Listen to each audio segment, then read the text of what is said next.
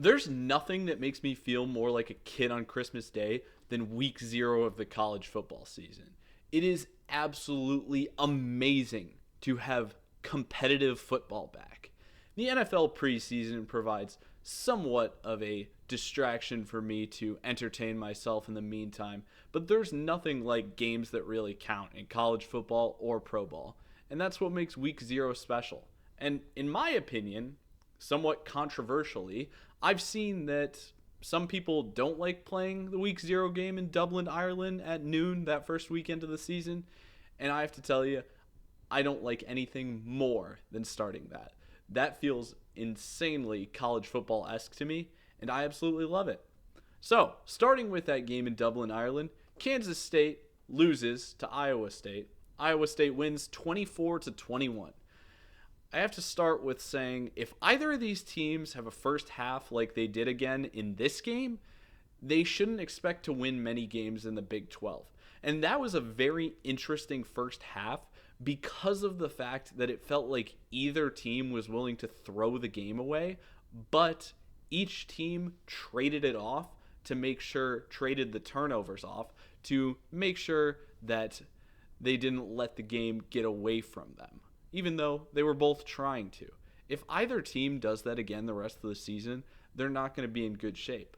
But with that being the case, everybody knows that that was obviously affected by the weather. And since it was affected by the weather, I feel like that actually could be an advantage for these teams going forward, that they got to play in those rainy, muddy, awful conditions there in Ireland. And it was a blast to watch that. But that may help them later in the season if they deal with more rain games or even snow games late in the season with where these teams play. Iowa State looks like their passing game has not had a significant drop-off since last season, and I think that's really important considering the guys that they lost to the NFL.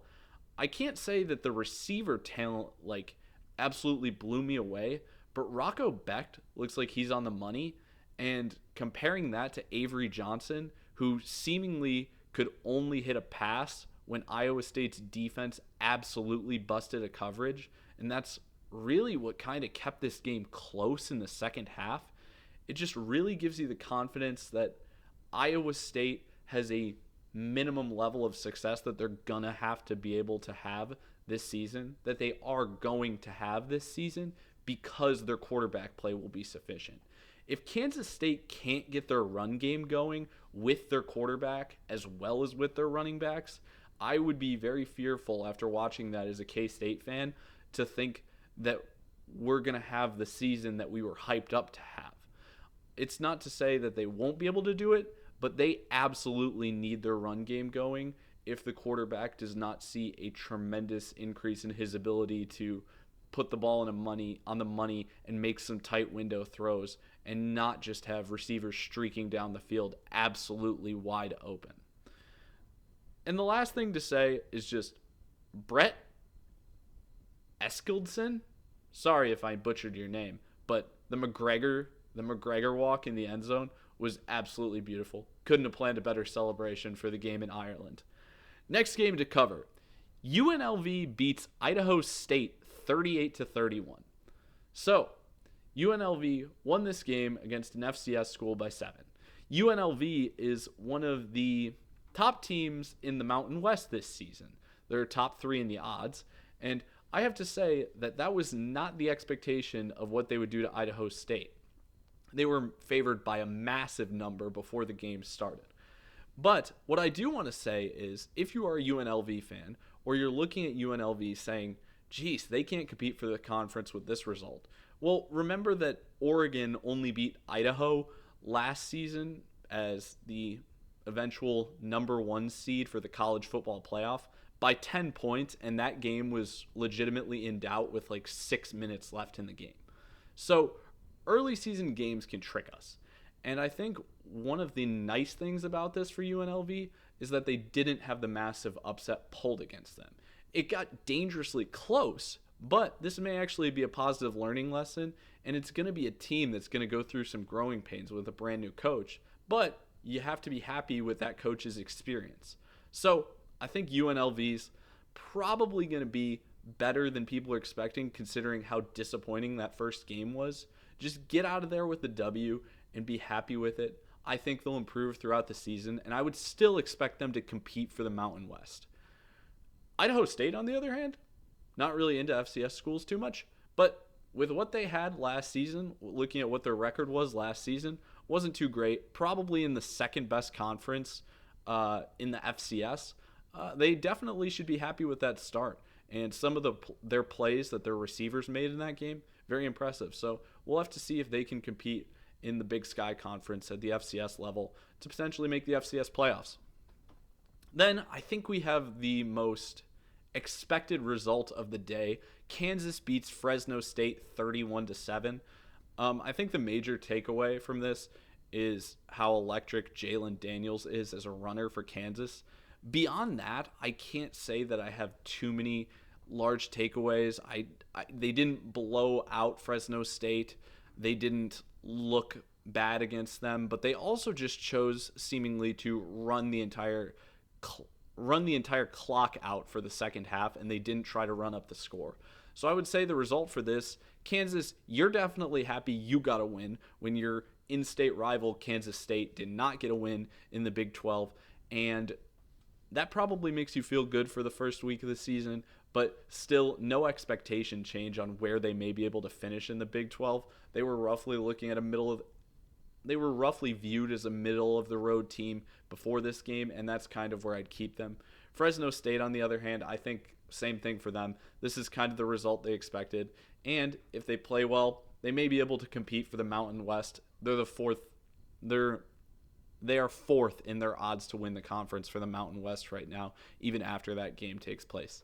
Next up, Conference USA. Western Kentucky beats Sam Houston 41-24.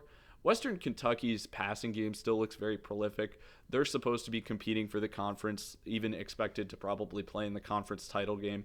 And I would say based on the pass attack, that's reasonable. On top of that, I feel like they had a number of plays that they left on the field in terms of deep shots that they actually could have hit more in the game. And if they slowly connect on more and more of those throughout the season, they could be a really scary attack in Conference USA.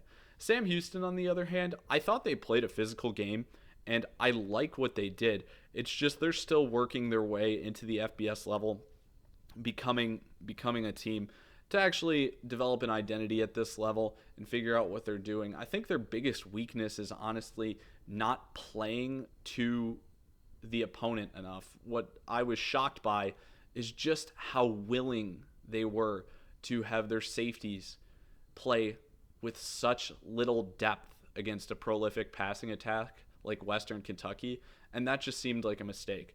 But as Sam Houston continues to develop their identity at the FBS level, I think they're actually trending in the right direction. I liked what I saw from them, and Western Kentucky's just a really good team in Conference USA. Maybe even we'll be able to compete with Liberty, because I feel like everybody's expecting Liberty to win Conference USA, and pretty much has no idea who will come next. And the last game of Week 0, maybe the best one, Hawaii beats Stanford 23-20. And boy, oh boy, is it exciting when, Hawaii's got to be, it's arguably the most unique program in FBS because of their isolation out on the island. But I think because of that, whenever anything goes extremely well for them, everybody's very interested in what's going on with them. And absolutely, beating an ACC school is huge to get this win. I think the tough thing is knowing just how bad Stanford really could be.